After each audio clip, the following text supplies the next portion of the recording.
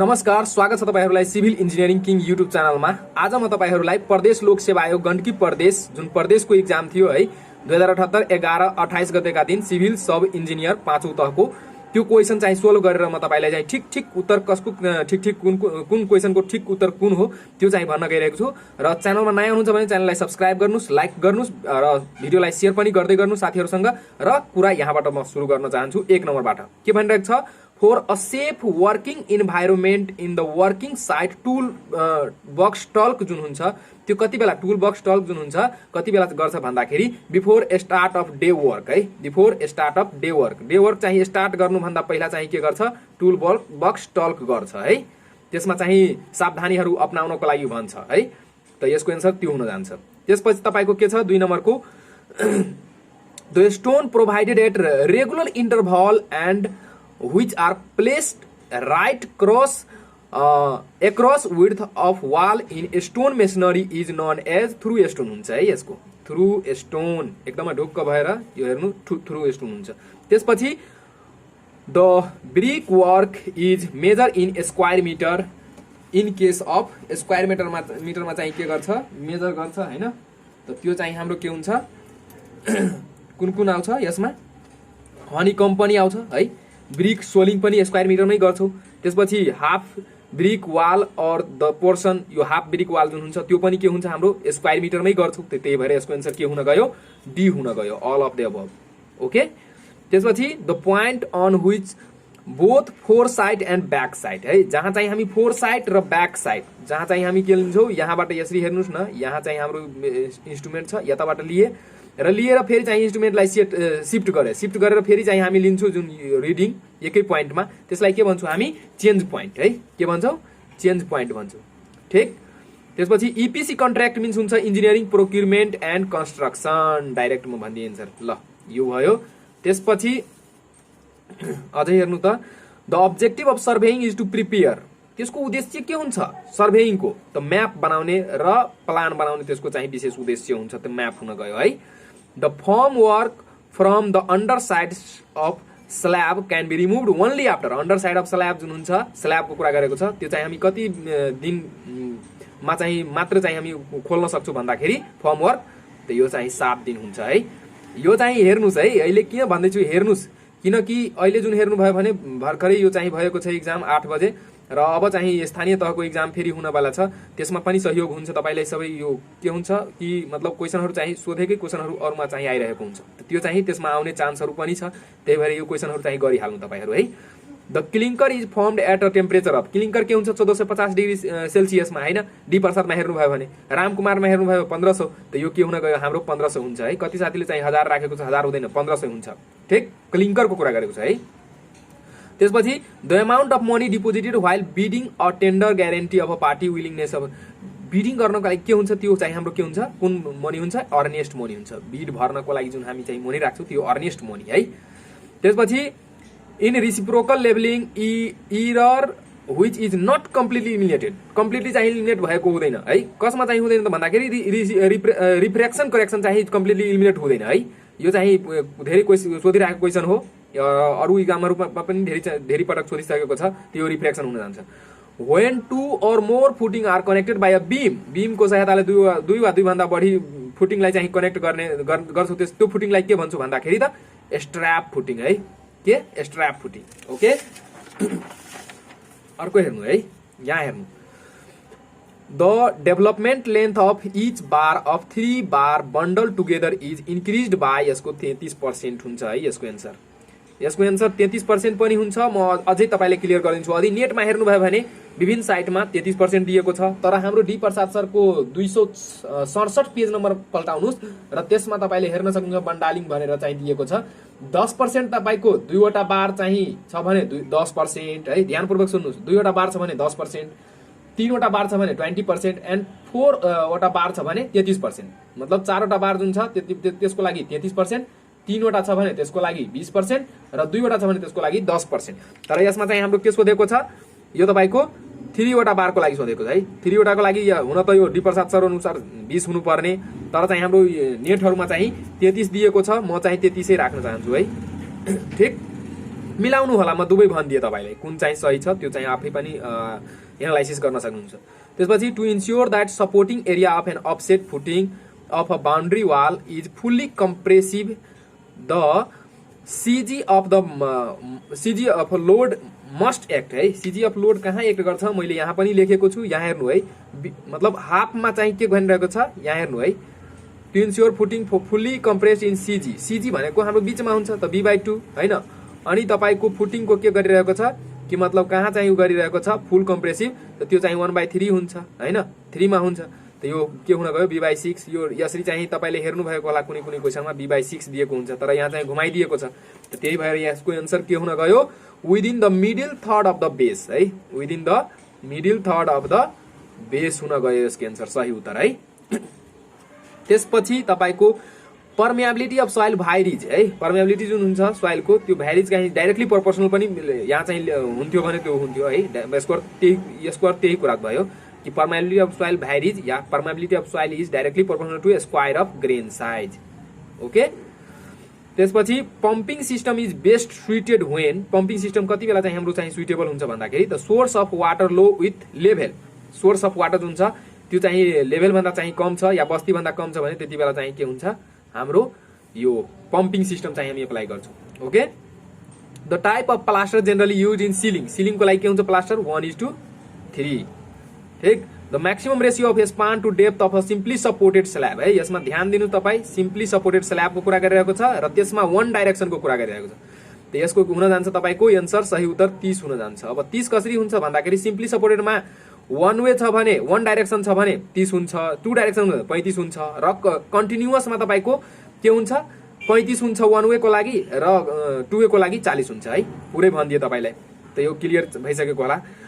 In follow through open channel the specific energy is, यसको उत्तर जुन छ हैन 50 वटा क्वेशन छ त्यसबाट एउटा क्वेशनको उत्तर म चाहिँ अहिले चाहिँ दिन असमर्थ छु है, तपाईहरु मलाई भन्नुस् या मलाई पछि चाहिँ थाहा भयो भने म कमेन्टमा यही भिडियोको कमेन्टमा हाल्दिन्छु या डिस्क्रिप्सनमा पनि हाल्दिन्छु है, या अर्कै भिडियो बनाइदिन्छु, डिस्क्रिप्सनमा विशेष गरी कमेन्टमा हेर्नु होला र डिस्क्रिप्सनमा हेर्नु होला, म यसको उत्तर चाहिँ राख्दिन्छु है, पछि हाल्दिन्छु, या तपाईले आफै पनि थाहा गर्न सक्नुहुन्छ, ठ्याक्कै भन्न सकिदैन है। Which zone is the most important from irrigation point of view, irrigation point of भ्यूको लागि कुन जोन छ जो एकदमै चाहिँ इम्पोर्टेन्ट छ, त सोइल जोन, सोइल जोन हुनु एकदमै जरुरी हुन्छ है, सोइल जोन हुन्छ यसको आन्सर। त्यसपछि the velocity of water in a earthen canal using Manning's formula, Manning's formula हाम्रो के हुन्छ त यो हुन्छ है, सी नम्बर हेर्नुस् 1/n, रगेसिटी अफ कोएफिसिएन्ट n हुन्छ हैन, r को पावर 2/3, s को पावर 1/2। ओके, त्यसपछि for plant growth, plant growth को लागि useful soil moisture is obtained from के हुन्छ क्यापिलरी वाटर हुन्छ, के हुन्छ क्यापिलरी वाटर चाहिँ हुन्छ है, प्लान्ट को ग्रोथ गर्नको लागि कुन कहाँबाट पानी लिएको छ capillary water. Okay, in two way slab the torsion steel is provided, two way स्ल्याबमा टोर्सन स्टील जुन हुन्छ त्यो प्रोभाइडेड के गरिन्छ टप एन्ड बटममा दुवैमा चाहिँ गर्छ है। यदि यहाँ चाहिँ टेन्सन स्टील भनेको भए यो चाहिँ बटम हुन्थ्यो, तर यहाँ टर्सनको कुरा गरेको छ है, टर्सन स्टील त्यही भएर टप एन्ड बटम हुन्छ। ओके, त्यसपछि fluid change the volume under external pressure due to है, एक्सटर्नल प्रेसर यदि फ्लुइडमा दियो भने त्यो चाहिँ के हुन्छ कम्प्रेसिबिलिटी कहलाइन्छ है, compressibility. Okay, self cleaning velocity is, self cleaning velocity के हुन्छ velocity at which no accumulation remain in the drain, ड्रेनमा केही कुरा बाँकी रहदैन है, सेल्फ क्लिनिङ भेलोसिटीमा चाहिँ पानी फ्लो हुँदाखेरि केही कुरा चाहिँ न त्यसमा चाहिँ सिल्टिङ हुन्छ न त्यसमा स्करिङ हुन्छ, भन्न खोजेको त्यो कुरा छ है। त्यसपछि कोर पिरियड इज, यसको आन्सर सही हुन जान्छ। अर्को हेर्नु त, त्यसपछि the percentage in between the domestic water of water and with respect to total consumption of water will be approximately, यसको 60% आन्सर हुन जान्छ है। कुनै कुनै ठाउँमा तपाईले 65 पनि हेर्नु भएको होला डी प्रसाद सरको बुकमा, यो 60 अहिले चाहिँ छ त 60 चाहिँ हाल्दिए है। The imaginary line joining the each head of water, each head of water के हुन्छ तपाईको माथि हुन्छ टोटल इनर्जी लाइन हैन, त्यसपछि हाइड्रोलिक ग्रेडियन्ट लाइन, त्यसपछि प्रेसर लाइन हैन, प्रेसर इनर्जी लाइन, त्यसपछि तपाईको डेटम लाइन हुन्छ हैन, त यो चाहिँ के हुन्छ यो हाइड्रोलिक ग्रेडियन्ट जुन हुन्छ यो सबैलाई चाहिँ जोड्ने काम गर्छ है, त्यही भएर यसको आन्सर के हुन गयो हाइड्रोलिक ग्रेडियन्ट लाइन। ओके, त्यसपछि according to Rankine's formula the minimum depth of foundation should be, यसको बी नम्बर अप्सन हुन जान्छ है, यो हुन्छ p/w * 1 - sin phi / 1 + sin phi को होल स्क्वायर ठीक। त्यसपछि यहाँ हेर्नु त 29 number question, regulator provided with under sluice for the escape of heavy sand laden bottom of the channel is known as wash out valve है। कुनै चाहिँ just example कुनै चाहिँ ट्याङ्क छ, ट्याङ्कमा पनि हेर्न सक्नुहुन्छ या कुनै ठाउँमा हेर्न सक्नुहुन्छ वा पाइपमा हेर्न सक्नुहुन्छ। के हुन्छ, हेभी लेडेन स्यान्डलाई स्केप मतलब हटाउनको लागि जुन प्रोभाइड गरिएको हुन्छ त्यो चाहिँ के हुन्छ, वास आउट हुन्छ है, वास आउट हुन्छ।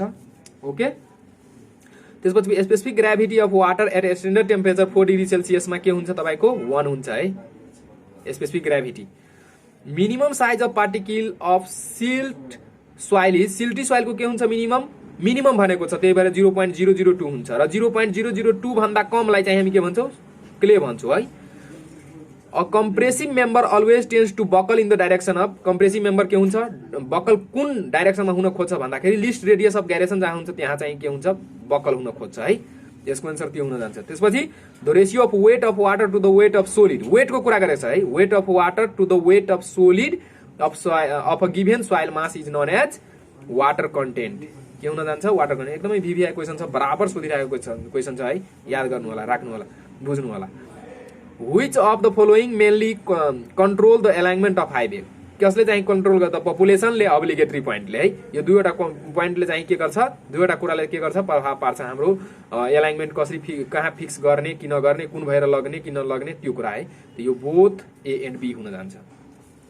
त्यसपछि equation connecting Young's modulus E Poisson's ratio 1/m या म्यू पनि लेख्न सक्नुहुन्छ। 1/m भनेको mu and modulus of rigidity C, कुनै ठाउँमा जी तपाईले हेर्न सक्नुहुन्छ। त यसको के हुन्छ, E is equal to 2c into 1 plus 1/m, या तपाईले यसलाई नै अर्को फर्ममा लेख्नुभयो भने म जीलाई चाहिँ मोडुलस अफ रिजिडिटी चाहिँ घोषणा गरियो भने, या कतिले चाहिँ त्यस्तै पढेको छ र तपाईले थ्योरीमा पढ्नु भएको होला कि 2g इन्टु 1 प्लस म्यू भनेर चाहिँ पढ्नु भएको होला है।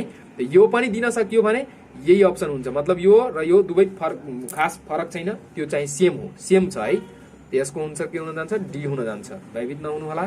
त्यसपछि the ratio of volume of void to the total volume of given सोइलमा, total volume of void to the total भोल्युमको कुरा गरेको छ, त्यहाँ के हुन जान्छ, पोरोसिटी हुन जान्छ है। ठिक, यसलाई उसमा लेख्नुभयो, सिम्बलमा लेख्नुभयो भने के हुन्छ, VV/V हुन जान्छ हैन। Okay, the end support of bridge super structure is, दुवै तर्फ ब्रिजको के हुन्छ, एब्युटमेन्ट हुन्छ है, एब्युटमेन्ट हुन्छ। ओके, यस्तो हुन्छ नि, यहाँ राखेको हुन्छ र अर्को तपाईको यतातर, अनि यो चाहिँ हाम्रो के भयो, स्ल्याबको डेक स्ल्याब भन्छौँ, त त्यो के हुन्छ, एब्युटमेन्ट, दुवैतर्फ एब्युटमेन्ट हुन्छ। Okay, cantilever beam loaded uniformly through out the length हैन, मतलब क्यान्टिलिभर बीम छ, यसरी हेर्नुस्, क्यान्टिलिभर बीम छ, यो हेर्नु, र यसमा के छ, युडिएल लाग्छ थ्रु आउट द लेन्थ, पुरै लेन्थमा। त यसको शियर फोर्स डायग्राम कस्तो हुन्छ त भन्दाखेरि राइट एंगल ट्रायंगल यस्तो बन्छ है, बनाउनु भयो भने यो तपाईको यस्तो बन्छ हैन, ठीक छ। त राइट एंगल ट्रायंगल हुन गयो यसको आन्सर। त्यसपछि the product EI is called flexural rigidity, EI लाई चाहिँ के भन्छौं हामी, फ्लेक्सुरल रिजिडिटी भन्छौं। अब यो लास्ट पेज छ हाम्रो, यसमा हेर्नु है। By over reinforcing beam, the moment resistance can be increased not more than है, over reinforcing को लागि एकदमै सोधिराख्ने क्वेशन छ, 25% भन्दा बढी हुनु भएन है, 25%। When not specified the volume of steel in RCC work is taken, के हुन्छ यसको आन्सर 0.6 to 1 है। Okay, the main constituent of varnish is, varnish को main constituent के हुन्छ, रेजिन हुन्छ। The main factors to be considered while preparing a detailed estimate are as quantity of material कति छ हैन, material को quantity कति छ, ability of transport of material कति छ हैन, कस्तो चाहिँ ability छ त्यो एरियामा, जुन एरियामा काम हुँदैछ त्यो एरियाको हैन। त्यसपछि material and labor rate कस्तो छ, यो सबै कुरा चाहिँ हुन्छ है। त्यसमा मेन फ्याक्टर प्रभाव पार्ने गर्दछ हाम्रो डिटेल एस्टिमेट गरियो भने। ओके, त्यो all of the above हुन गयो। In a barrage the crest level is kept low with large gate, large gate भन्दा के हुन्छ, लो हुन्छ। त्यसपछि द भोल्युम अफ, यदि यसलाई हेर्नु भयो भने यो चाहिँ हामी डाइरेक्ट यसरी गर्नुपर्छ यो हिसाब, र डाइरेक्ट चाहिँ दिमाग लगाउनु भयो भने यसको रेसियो के हुन जान्छ, मतलब यसलाई पर्सेन्टले बढाउनु भयो भने त्यो चाहिँ छोड्दिनु। यहाँ चाहिँ के हुन गयो, 1 + 6 7, त 7 वाला 7 ले बटा गर्छु भने यहाँ चाहिँ हेर्न सक्नुहुन्छ अरु अप्सनमा 7, त यो चाहिँ हाम्रो यो हुन गयो है। यसरी पनि हामीले चाहिँ यो डी प्रसादको क्वेसन छ है, हेर्नु होला त्यसमा छ। The term SCC in condition of contract refers to, condition of कन्ट्र्याक्टको के हुन्छ, स्पेशल कन्डिसन अफ कन्ट्र्याक्ट। यसको के हुन्छ, special condition of contract, SCC को फुल फर्म कन्ट्र्याक्टको टर्ममा।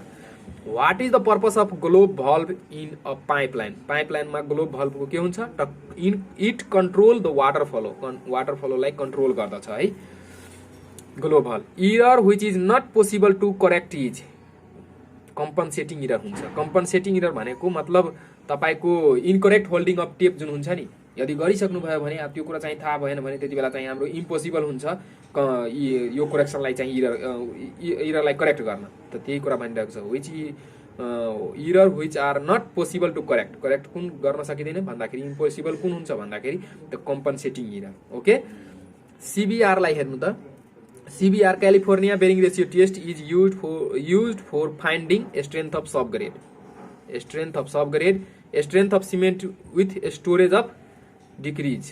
सिमेन्टलाई स्टोरेज गर्नुभयो भने तपाईको बिस्तारै बिस्तारै टाइम बित्दै जाँदाखेरि के हुन्छ, यो डिक्रिज भएर जान्छ।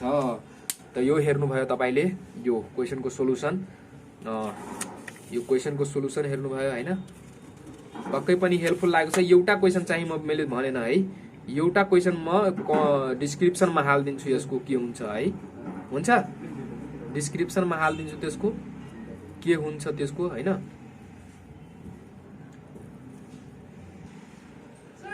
सिभिल इन्जिनियरिङ किङ युट्युब च्यानललाई सब्स्क्राइब गर्नुस्, लाइक गर्नुस् र भिडियोलाई शेयर पनि गर्दै गर्नुस्। हस्, धन्यवाद।